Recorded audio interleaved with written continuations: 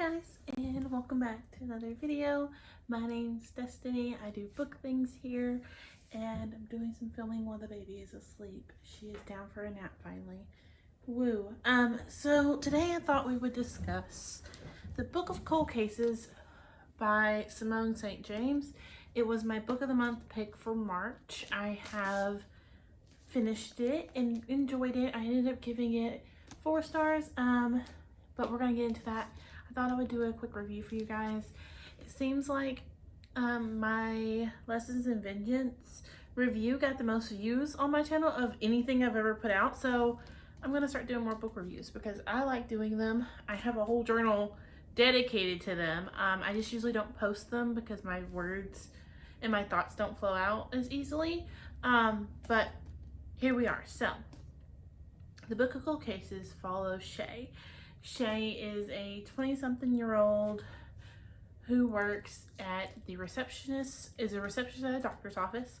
And at night, she runs a blog called The Book of Cold Cases. She is a true crime buff. She investigates and reviews cases and writes about them, basically. One day, I'm trying to think of her name, Elizabeth.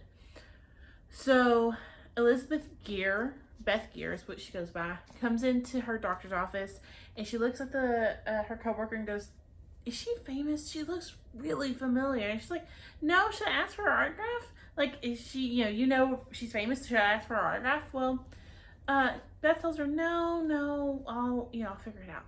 Couldn't figure it out. She goes home and realizes she was accused and tried for the lady killer murders in 1977 and was acquitted.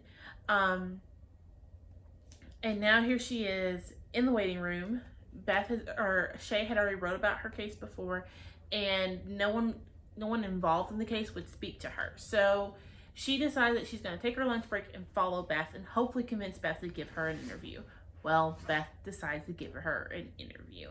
I'm going to start off by giving you cons and pros of this book and my rating without spoilers, and then there will be a chapter I'm going to do spoilers as well because the baby just woke up. So my first con is kind of the pacing. This is told in duo POV and duo timeline, so we kind of flash back and forth from the past to now and between Beth and Shay.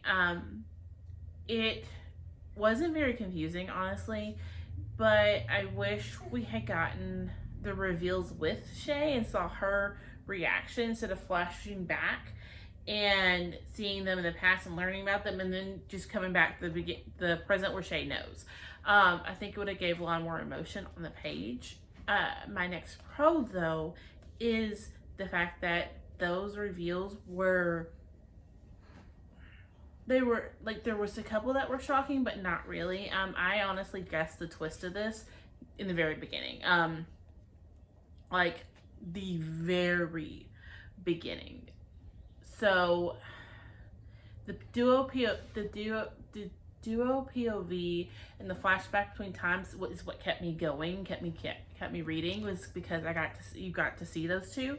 My next con is Beth herself as a character. I feel like she wasn't gritty enough for me. I wish she had been a little bit more gritty, because Shay calls her manipulative. Of course, in 1977, she's called all kinds of names, and she wasn't gritty like I expected her to be, of a woman who was in jail and accused of murder. She wasn't very gritty. You are learning very on that her parents did not have a happy marriage at all, and like they fought all the time. And so I wish that we had went there, but we really didn't. I'm trying to think if I have any more thoughts. The pacing for me, Shay as a character herself, there's a lot of character growth in this. Shay has things that happened to her, and I don't want to give any spoilers, but things that happened to her when she was a child. And so she's very paranoid.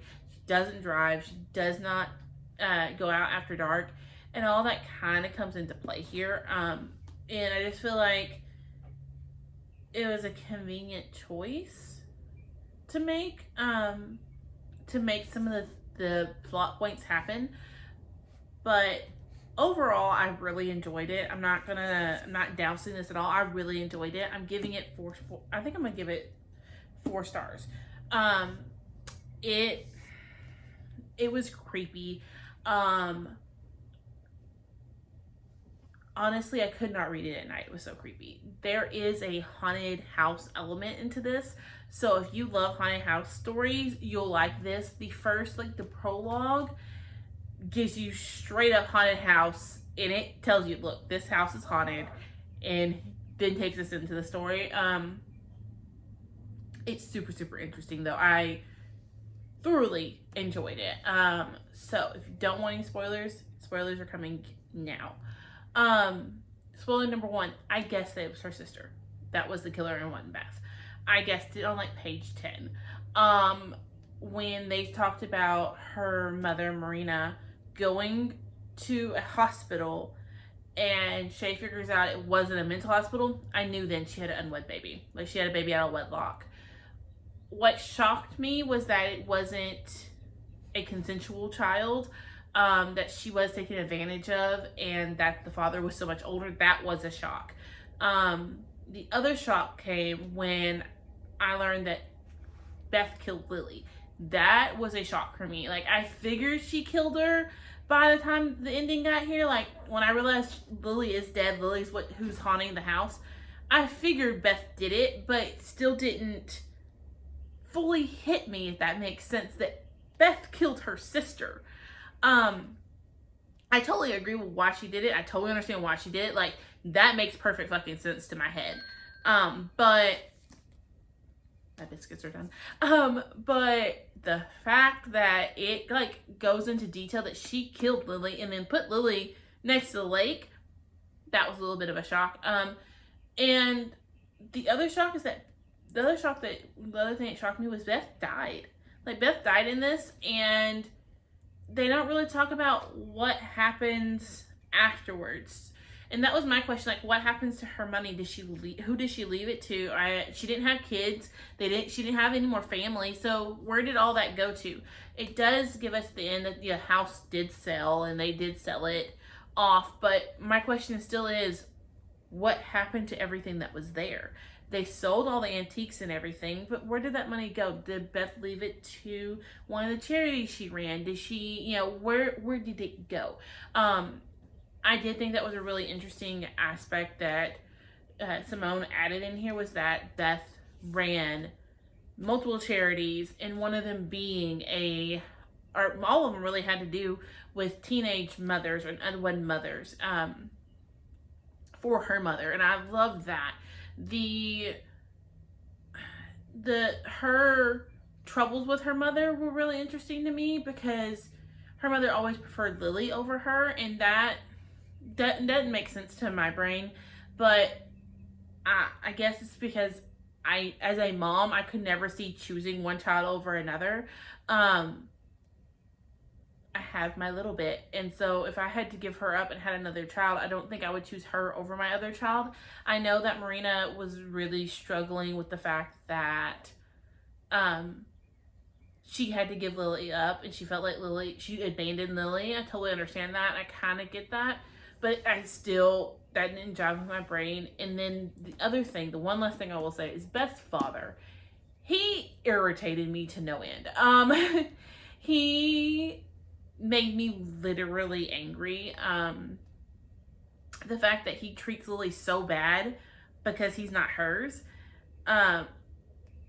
because she's not his, words, and is more worried about her having a right to his money than this child, irked my very soul. I was happy when he died. When we find out that he didn't like Lily, I was happy he was dead, and I was happy Lily killed him, and I was down for Lily killing him, because he deserved to die. I will never understand a person who can let a child suffer because it's not theirs. And it's not like you don't have the resources or you don't have the ability to help. You have the ability to help. You have the resources. You just don't freaking want to. And that irked my very soul.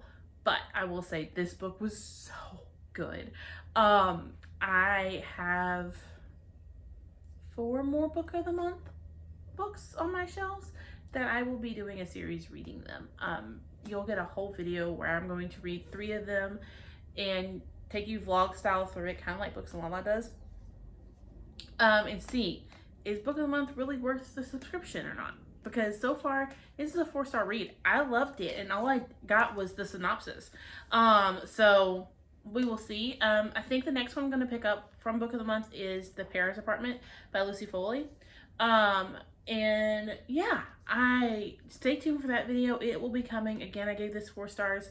Absolutely enjoyed it, and I will see y'all in my next one.